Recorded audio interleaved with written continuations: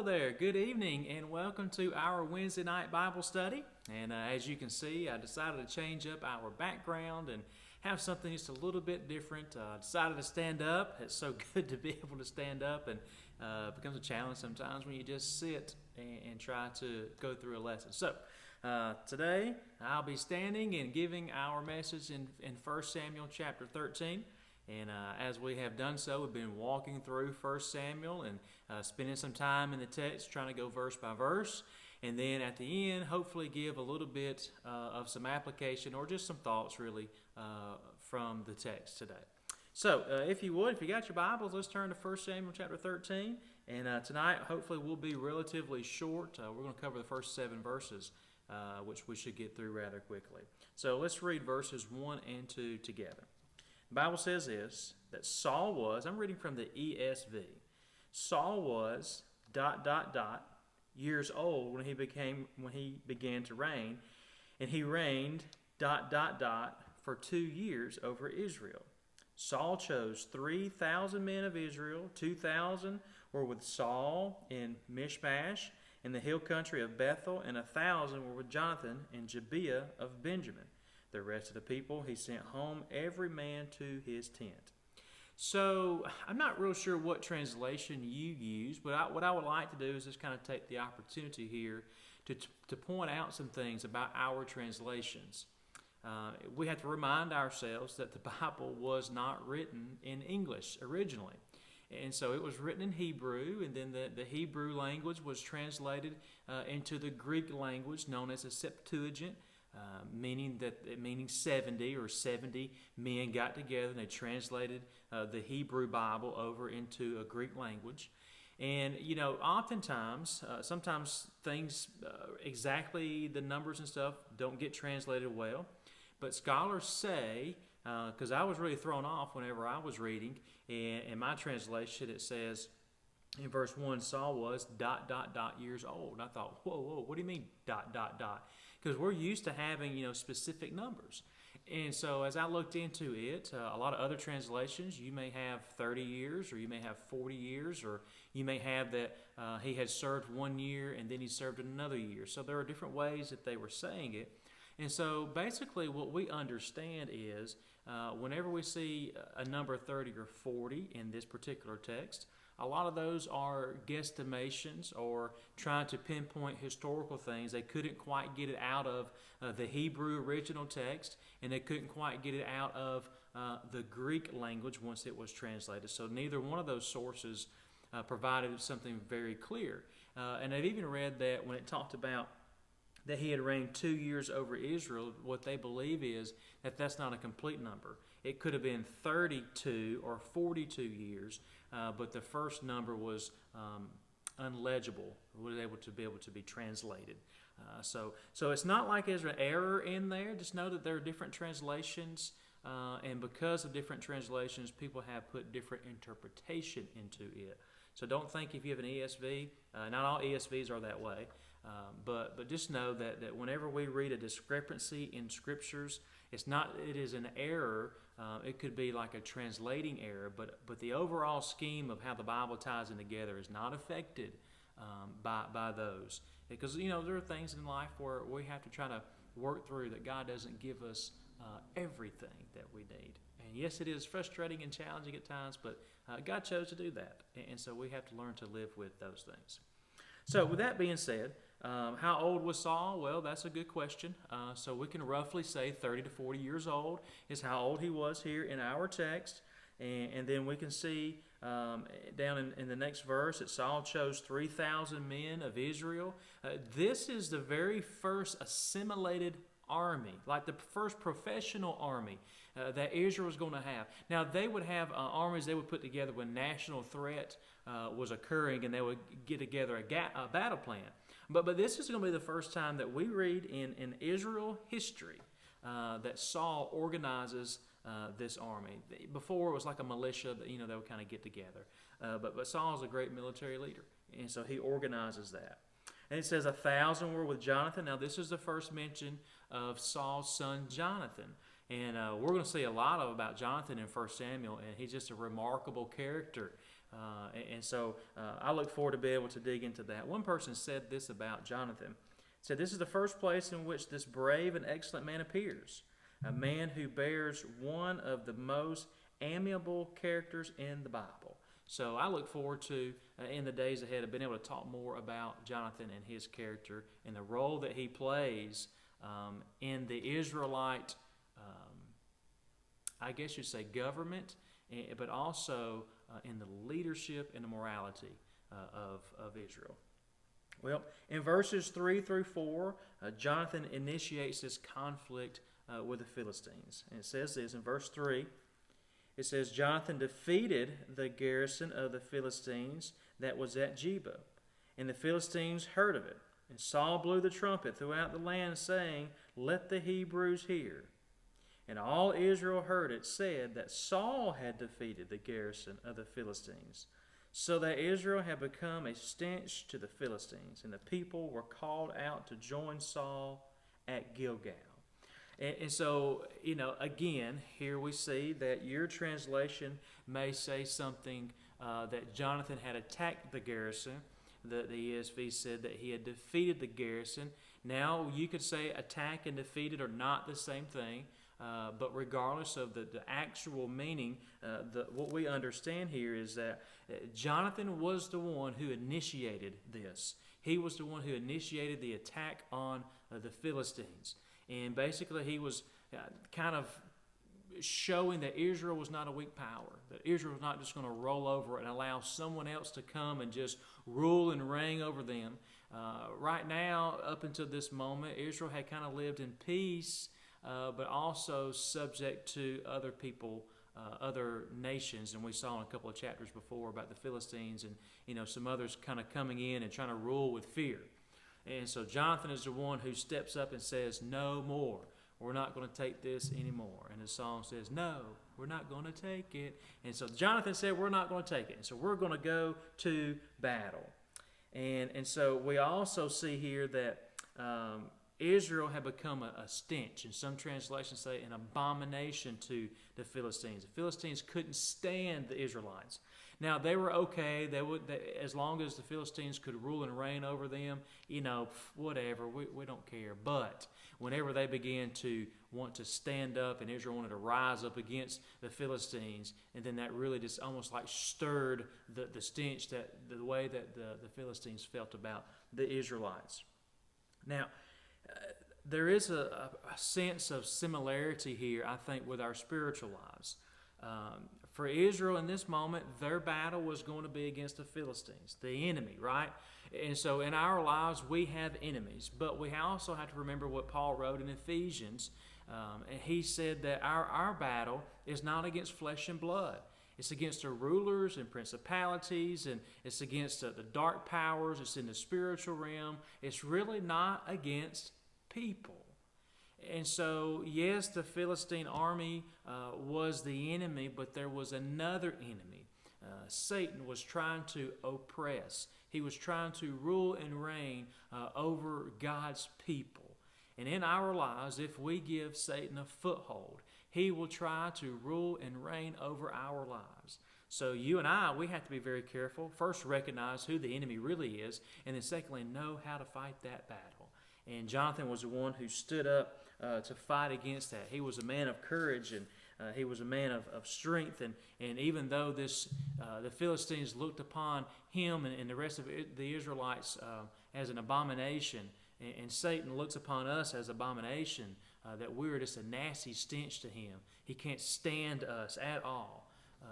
Despite all that, Jonathan stood up against the enemy. And you and I can find that same strength in the Lord, and have that same courage to stand up against the schemes of the devil. And he says that all this happened at Geba. Now, archaeologists, they have found this Philistine fortress. They found that there at Geba. It's also known as Gibeah. So we saw this word Gibeah earlier, chapter 8 or so, and it was called Gibeah Elohim, which was meant, Gibeah means hill, Elohim means God. So it was the hill of God. So we see that this was also on that. So there's evidence that it existed. It's a true place. It's a real place. They found it. And also they realized that it was destroyed But it also fits the same timeline criteria that Saul rebuilds this place here, and it becomes his palace and his fortress there. And it's kind of interesting to see how once an enemy tried to rule and reign, that the person who was in charge, Saul, he defeated and then he planted his flag over enemy territory. And you and I can have the same victory in our own spiritual lives too. When we just trust the Lord and find our strength in Him, we too can reclaim ground that the enemy tried to take from us. Well, in verses, before we get to that, all Israel heard it and said that Saul had defeated the garrison.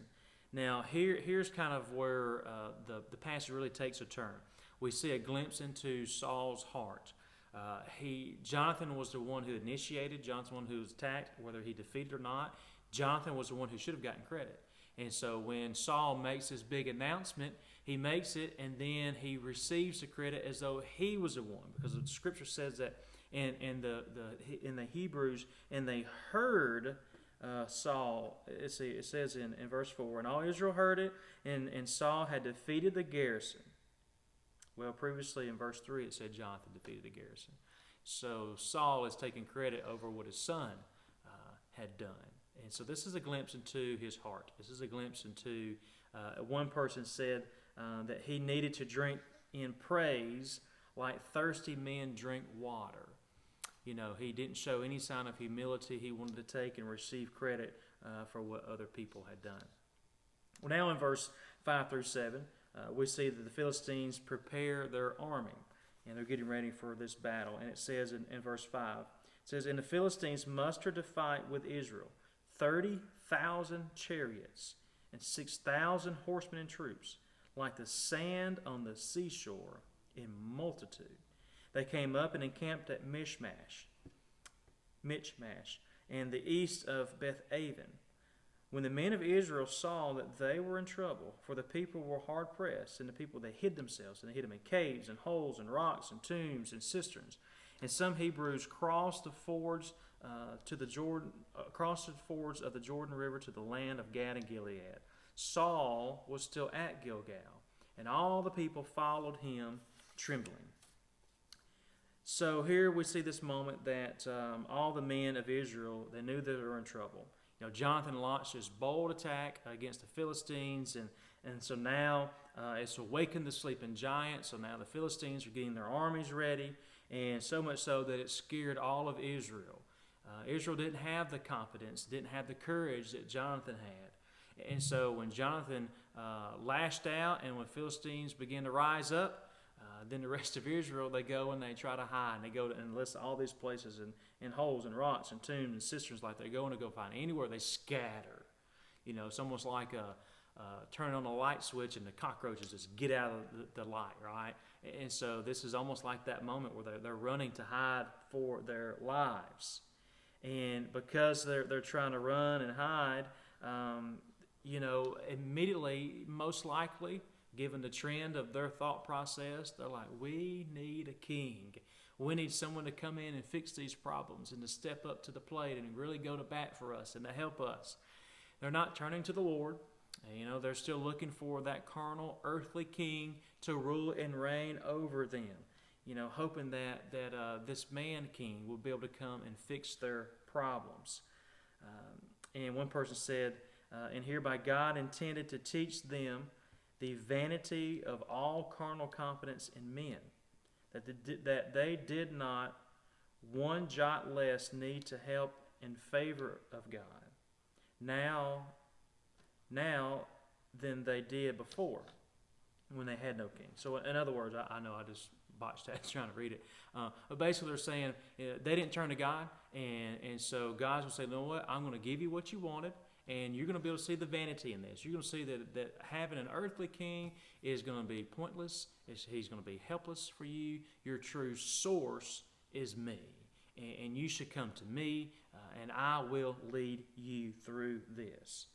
And then lastly, as for Saul, he was still in Gilgal. Now, in Gilgal, this is the place where Saul was confirmed as king. And so he was still there for many months. We saw that in verse 1.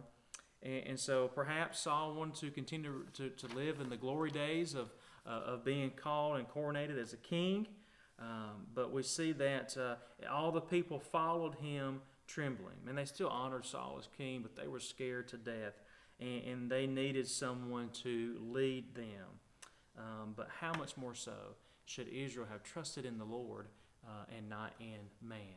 And so that's kind of the theme that's happening here. And that's a theme in our lives too that we've got to remember, is not to put our hope in the government, not to put our hope in stimulus checks, not to put our hopes in our jobs, not to put our main hope in our spouses or our bosses or in our family. Those things can be good, but we have to remember, and so many times we get sucked into this vacuum, but we have to remember that our source, our hope, our strength, that our provider is found in God alone. And he desires for you and I to turn to him, to come to him for the help that we need. He is our refuge and our fortress, not the hiding places and not rocks and caves and those. He is our hiding place. They didn't even run to God. And so how many times are we guilty of running away from God when we should run to God?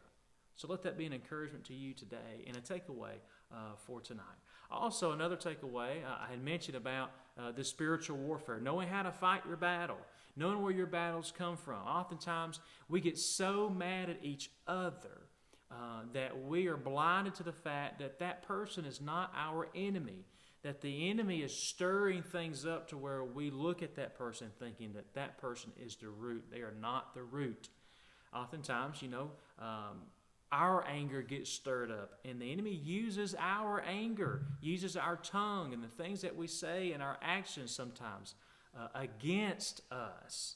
And so people get angry, mad, and upset towards us. But the enemy is stirring things up behind the scenes. And then lastly, really tonight is how much humility do you have? Is it easy for you to give credit to somebody when credit is due? Or do you have a hard time with that? Saul sure had a hard time. He stole the credit that his son should have gotten, but he took the credit upon himself as though he was the one who defeated the garrison. So I just want to really encourage you to give credit where credit is due. Don't take credit that's not yours. If you do something and you get the credit for it, God will honor that. And if you give credit to somebody else for what they have done, God honors that too. So that's a win-win. Don't feel like that you need to take credit for things that aren't yours because you rob people of theirs, and then you rob God of the glory that he should have gotten in that. So I hope you enjoyed our Bible study tonight. I have one more reminder is if you have not been able to catch the update earlier this morning, we talked about that we're going to have our drive-in worship service this Sunday at 10 o'clock, 10 a.m., not 10:45. You hear 10:45, we'll be about done. I'll be closing us in prayer about that time. So get here at 9 for parking. The service will start at 10 o'clock. And, man, I'm excited about it. I'm looking forward to it. For the rest of the month of May and the 1st of June, we're looking at having a drive-in worship, weather pending, as we continue to move forward in our plan and approach to be able to return back to worship on campus and then eventually worship indoors. So please help get the word out. 10 o'clock for Sunday, 9 o'clock for parking.